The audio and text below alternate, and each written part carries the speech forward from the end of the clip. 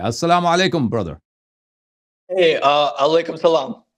How you doing? My name is my name is Will Lamb. I'm in Jacksonville, Florida, and I haven't even reverted yet. So I'm really Okay, excited to be here. Thank you for this sure. Thank you for opportunity. joining us. How are you doing today? Man, today's been a blessed day. Blessed All day right. overall. Good to hear. Good to hear. What can we do for you, sir? So I wrote down my question. So give me just a moment while I say it out loud. It's not too long. Sure. But my best friend Sadaf, who introduced me to your channel, is the girl I want to spend my life with.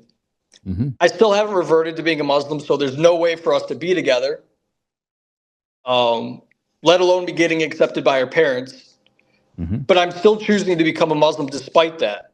And I can just say the Shahada, but I'm searching for this deep feeling, right, that I am a Muslim. So I'm curious, how and where does that come from? Like today, I had a really interesting experience where I felt compelled to pray, and I've never felt that before.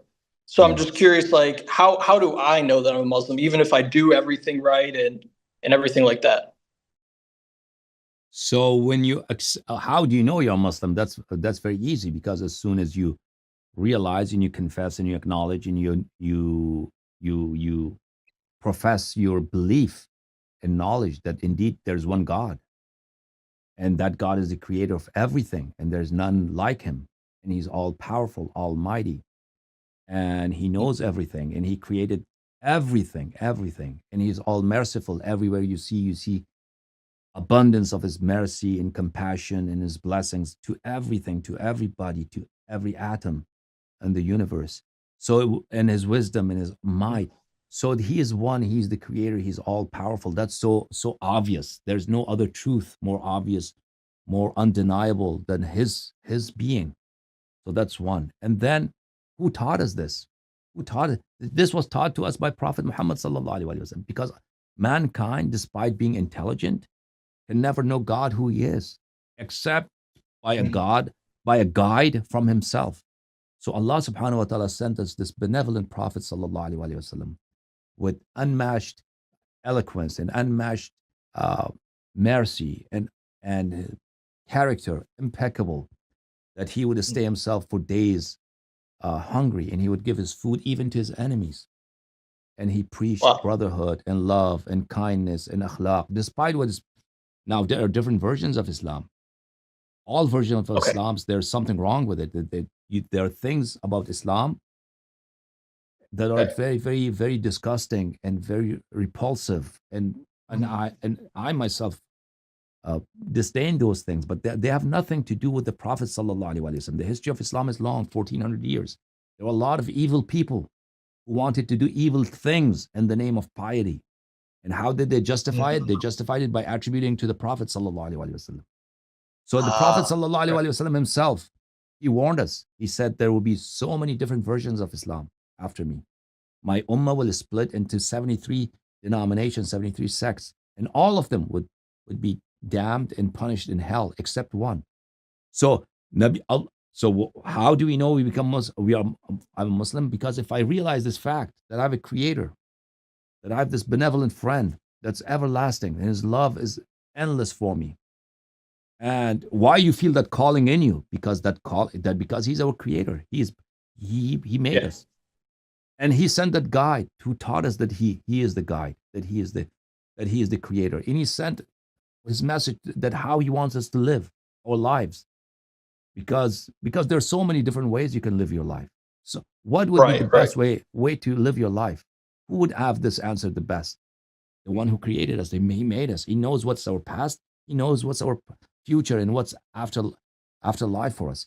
So he gave us that instructions and that vision how we should live our lives. That's Islam. The moment you realize that and you say the Wow. words that I accept that he is the one, that he is my creator, that there is no other God except him. There's nothing like him. And his messenger is the teacher that he chose for us. He is Prophet Muhammad sallallahu alaihi wasallam. You realize that and you confess that and you acknowledge that, then you're Muslim. And then after the Islam, when you realize, when you acknowledge this fact, then also Allah subhanahu wa ta'ala, he has never asked us to do anything that's hard, anything that's difficult, that beyond our capacity. That's not part of Islam. Anything that any Okay. time, any duty that's hard for you to carry out, that by itself it's abrogated. It's you don't have to carry it out. But within your capacity, there are things that you have to do. You can never lie, you can never cheat, you can never beat your wife, you can never raise your hands except when you're defending yourself. You always have to earn in a legitimate way. You cannot cheat on your cousins or your brothers, their inheritance, or their any other person's property, or at work, at business. And then you have to always remember your creator. You pray every day, and fast in the month of Ramadan. And when you have the money, you go to Hajj, and just remember Allah. Just remember your creator. That's the most important fact in life, not to forget him. Okay. That's what Okay. was going to keep us good. That's what's going to keep us humble. That's what's going to keep us on the straight path. Otherwise, we'll become beasts. Otherwise, we devour each other. We just do, because for our own joy, our own delight, our own lust, we could become very bad people. We human beings are capable Mm. of doing very evil things, and you see what people do to each other, what they do to their own children, Right. and the crimes that we see. So it's disgusting, it's bad. So the way to change, and we're always on the verge of becoming bad. We're always there. That beast within us always there, that wants to enjoy life at any price. When it gets angry, it wants to punish, it wants to smash the Right. opponent, right? That beast is always there. The only way that we can control that beast is to remember that we have a tomorrow after death, where we'll be Mm. answerable for acts. That there's a God who created us, and He's watching us, and He's the best. We And that relationship is more noble and more valuable than anything in the world. So if you realize that, that's Islam, that's Muslim, and the teachings of the Nabi sallallahu alaihi wasallam, the teachings of Prophet Muhammad sallallahu alaihi wasallam. And so there's great disagreement amongst his teachings, because there's not one version of Islam. There are so many different versions of Islam, and they could be very, very Yeah. evil. Muslims Muslims could be the worst people of all nations and do the worst crimes in the name of Allah, in the name of God, in the name of that Allah, when it always says in Quran, Bismillah ar-Rahman ar-Rahim, in the name of Allah, the most benevolent, the most compassionate. Muslims sawing people's head off, chopping people's head off, and taking women into slavery. This is the history of Islam. It's been happening for 1400 years. ISS is Right. not a new phenomenon. Muslims have been doing this for centuries. So there are Mm. different versions of Islam, and these versions could be very evil, very bad. One is well off, better off not to become a Muslim if he is going to become a Muslim and be very evil. So it's very important to Mm. recognize the true teachings of Prophet Muhammad sallallahu alaihi wasallam, and you are not going to find it anywhere except in the teachings of his 12 impeccable, 12 infallible Mm. successors, the 12 Imams alayhim salam. So that is the only place you will find the unadulterated, noble, holy, uh, uplifting, spiritual teachings of Ahlul Bayt alayhim salam. And once you become familiar with the sayings of the 12 Imams and their supplications and how they prayed to Allah, there's a dua called Dua Kumail, uh, Okay. the supplication of Kumail. These words, they will change your life.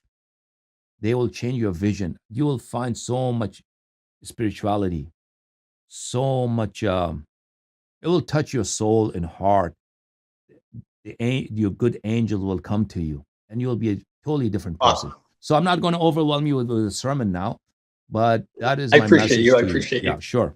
Yeah, well, And it's dua Kumail, uh Hue?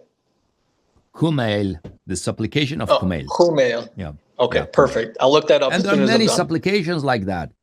That, as I said to you, the most important fact in the world is that somebody created us, and He is the most Mm. powerful King, and He is always watching, always observe, and He's very merciful, and He loves us.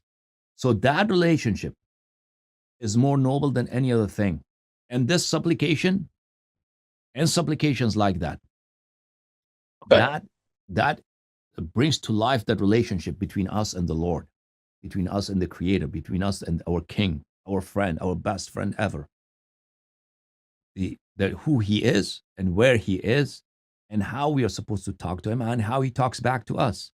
You will find that in these supplications of the holy Imams alayhimus salam, their conversations with Allah subhanahu wa ta'ala, with the Creator, that you will find nowhere else. You will not find them in the Torah, you will not find them in the Bible, you will not find them in Muslim books, only and only in the teachings of the 12 Imams alayhimus salam. Okay, brother? Interesting. Any other question you have for me? That's everything. You just helped me out so much. I feel so relieved. Thank you. May Allah bless you. Thank May you. God bless you, and may He help you with your choices. Thank you so much.